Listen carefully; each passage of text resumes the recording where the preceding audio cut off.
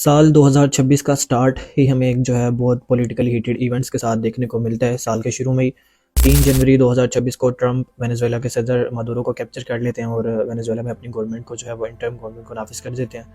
इसके अलावा अगर हम देखें तो ईरान में इस वक्त बहुत ज़्यादा एक हैवी स्केल के ऊपर प्रोटेस्ट जारी हैं, एक एंटी गवर्नमेंट प्रोटेस्ट जारी हैं। ईरान के ऊपर शुरू से ही काफ़ी टाइम से सैंक्शंस रही हैं, इकोनॉमिक प्रेशर रहा है और दूसरे ममालिक की तरफ से ट्रेड एक्सपोर्ट और इंपोर्ट सैंक्शंस जो है वो काफ़ी टाइम से रही हैं, जिसकी वजह से ईरान की इकोनॉमी अब बिल्कुल कोलैप्स कर चुकी है। अप्रॉक्सीमेट $1 जो है वो 1.4 मिलियन रियाल के करीब पहुंच चुका है। इसको सिंप्लीफाई करूँ तो इस तरह से कि हम पाकिस्तान में कहते हैं कि $1 तकरीबन 283 रुपीज़ का है। इसी तरह से ईरान में $1 अप्रॉक्सीमेट 1.4 मिलियन रियाल तक पहुंच चुका है। तो महंगाई, बेरोज़गारी और सोशल प्रेशर जो है वो बहुत ज़्यादा बढ़ चुका है, जिसके नतीजे में कुछ लोग जो है वो प्रोटेस्ट के लिए बाहर निकले। बट आहिस्ता आहिस्ता से क्रैकडाउन की वजह से, उन प्रोटेस्टर्स के खिलाफ क्रैकडाउन की वजह से वो प्रोटेस्ट एक जो है वो हैवी स्केल तक पहुंच गया, काफ़ी ताकत पकड़ गया और अब वो प्रोटेस्ट एक एंटी गवर्नमेंट प्रोटेस्ट बन चुका है, जो कि पूरे ईरान को जिसने हिला कर रख दिया है। अगर इस प्रोटेस्ट के स्केल की बात करें तो शुरू में तो ये इतना कोई ख़ास प्रोटेस्ट हैवी स्केल का नहीं था, बट क्रैकडाउन की वजह से ये प्रोटेस्ट अब एक बहुत ही ज़्यादा ताकत पकड़ चुका है। इसके बाद अप्रॉक्सीमेट ईरान की 31 स्टेट्स में से 26 स्टेट्स के अंदर ये प्रोटेस्ट अभी जारी है और अप्रॉक्सीमेटली 221 सिटीज़ के अंदर ये प्रोटेस्ट पहुंच चुका है।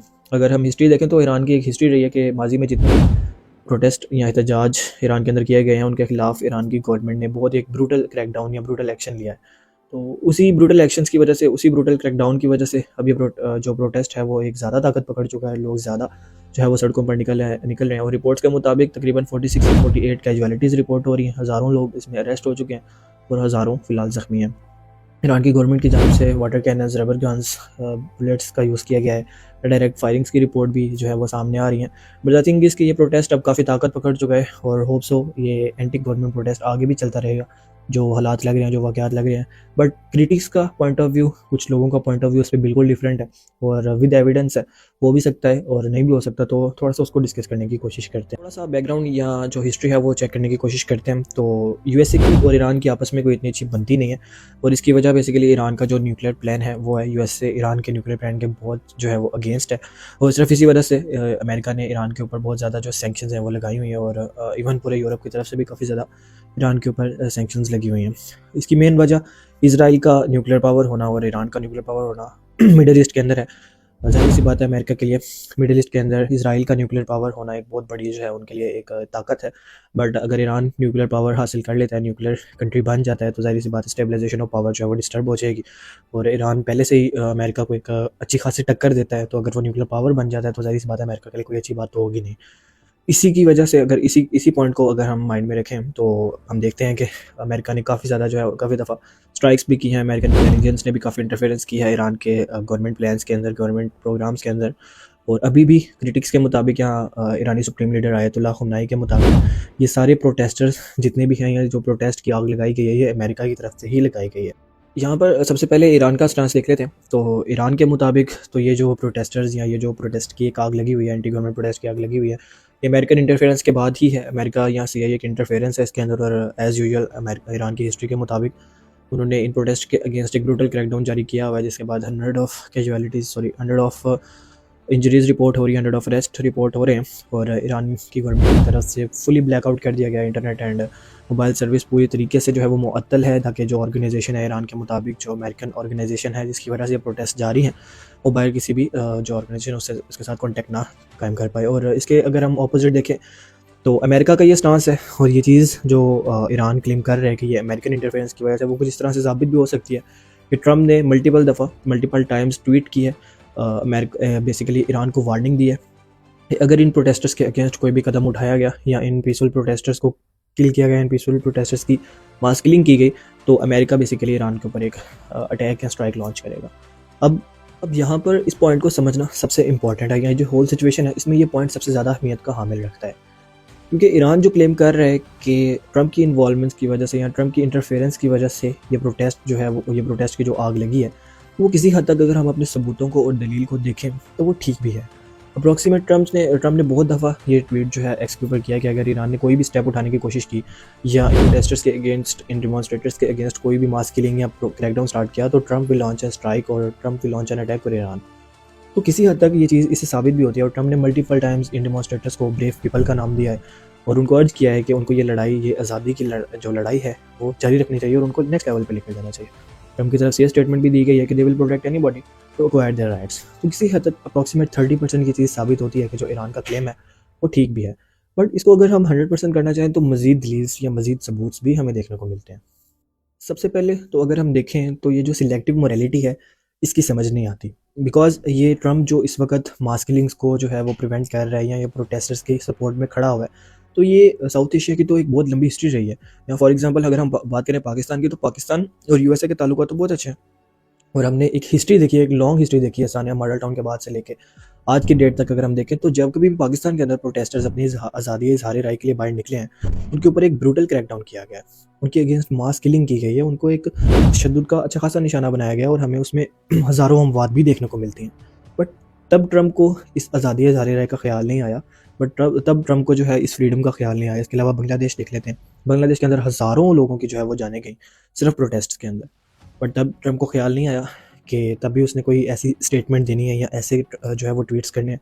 तो ये एक स्पेसिफिक जो ट्वीट है on only 46 to 48 casualties, I am not talking about that कि ये कम है, बट द थिंग इज़ कि अगर हम इसके कंपैरिजन में देखें पाकिस्तान के अंदर या बांग्लादेश के अंदर या श्रीलंका के अंदर, नेपाल के अंदर एक लंबी लिस्ट मिल जाती है जहाँ पर इतने ज़्यादा प्रोटेस्ट किए गए, इतने ज़्यादा लोगों की जाने गई, बट तब ये सारे लोग खामोश थे। बट आज अगर ये स्पेसिफिकली खड़े हुए हैं, स्पेसिफिकली अपनी स्पीचेस दे रहे हैं, अपने ट्वीट्स कर रहे हैं, तो ये इनके किसी ना किसी मुफाद के लिए होगा, इनका मुफाद होगा इसके अंदर किसी ना किसी तरीके से। तो ये एक चीज़ मज़ीद इस स्टैंस को जो है या इस स्टेटमेंट को प्रूव करती है। इस सिलेक्टिव मोरालिटी को अगर हम साइड पे रख के देखें तो बहुत सी और स्टेटमेंट्स जो हैं वो इस चीज़ को प्रूव करते हुए नज़र आती हैं कि जो क्लेम ईरान कर रहा है वो किसी हद तक ठीक भी है। Countries like Australia, Russia and India, उन्होंने अपने सिटीजन्स को ये एडवाइस किया है रिजाइडिंग इन ईरान और present in Iran to evacuate the Iran as soon as possible. Australia ने अपने सिटीजन्स को ये एडवाइस किया है residing in Iran who are somehow present in Iran कि वो अब ईरान को एज सुन एज पॉसिबल जो है वो इवैक्यूएट कर दें, खाली कर दें। और इसके अलावा रशिया की तरफ से भी ऐसी मल्टीपल स्टेटमेंट्स हमें देखने को मिली हैं। और इसके अलावा ईरान तो एक हैवी मुकद्दस सरजमीन है और मल्टीपल लोगों के लिए वो ज़ियारतगाह भी है, लोग वहाँ पर ज़ियारतों के लिए जाते हैं। तो मल्टीपल कंट्रीज़ की तरफ से जो है वो मल्टीपल स्टेटमेंट्स दी गई हैं to evacuate the Iran as soon as possible.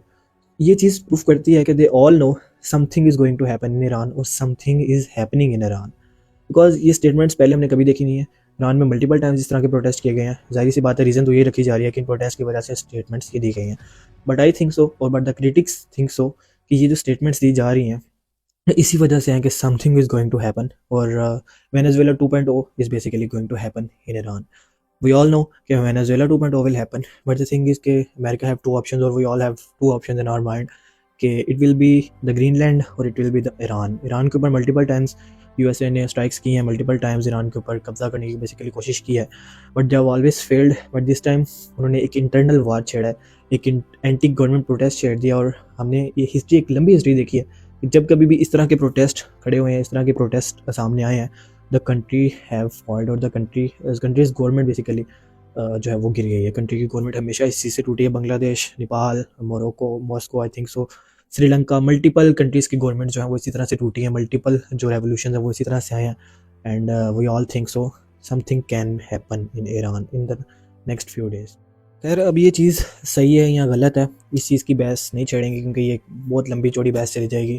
किसी हद तक अगर हम देखें तो ह्यूमन राइट्स के मुताबिक तो ये चीज़ ठीक भी है कि ईरान के ऊपर एक डिक्टेटरशिप गवर्नमेंट है या वट जो भी आप कह लें, और ईरान के ऊपर शुरू से जो है वो एक सेंक्शंस रही हैं जिसकी वजह से वो ग्रो नहीं कर पाया। कंट्री जो है वो डेवलपिंग से नीचे गया, डेवलपमेंट रेट से नीचे गया। और अगर हम देखें तो ये गलत भी है किसी हद तक कि एक सेकेंड कंट्री या एक अलग से जो कंट्री जो कि far away from Iran, for away from middle east, वो अपनी मिडल ईस्ट के अंदर जो है वो एक ग्रिप बनाने की कोशिश कर रहा है। अगर हम देखें तो मिडल ईस्ट के अंदर इस वक्त पूरी तरीके से पावर की जो है वो है सेपरेशन नहीं है। इसराइल है, इसराइल के अंदर आपको पता है यूएस की जो है वो पावर है। उसके अलावा Syria, Libya, they all are struggling. Iraq के ऊपर जो है वो यूएसए की हुकूमत रह चुकी है, इराक को यूएसए ने इन्वेड किया हुआ है। उसके अलावा अगर ईरान भी हो जाएगा तो I think so middle east will be of America. Middle east के अंदर जो है वो ये पावर की जो सेपरेशन है वो बिल्कुल 10-15 सालों के लिए जो है वो भूल जाए आप उस चीज़ को, फिर मिडल ईस्ट को यूएसए ही कंट्रोल करेगा। फिर इसके अलावा मल्टीपल रिपोर्ट्स के मुताबिक ये भी खबरें आ रही हैं कि आयतुल्लाह खामनाई जो हैं वो ईरान छोड़कर भाग रहे हैं। बट द थिंग इज़ कि this is not going to happen at all. ये वो बंदा है जिसने एक दफ़ा जुम्मे के खुतबे के दौरान जब बॉम्ब ब्लास्ट हुआ तो उसने अपना खुतबा नहीं रोका, जुम्मे का खुतबा जारी किया। तो ही will not run or he will not flee like Sheikh Hasina of Bangladesh. तो ये तो एक गलत फहमी आई थिंक सो। वैसे तो anything can be happen, anything can happen. तो that was all for today. That was what is happening in Iran. ये सब फ़िलहाल हो रहा है और द थिंग इज़ कि इस साल हमें बहुत सी रेवोल्यूशंस भी देखने को मिलेंगी। I think so this will happen and America will invade the Iran and something will happen. Let's see this, hope for the best. हम अल्लाह ताला से दुआ ही है कि जो सबके हक में बेहतर है वही हो। And will meet in the next video. अल्लाह हाफिज़।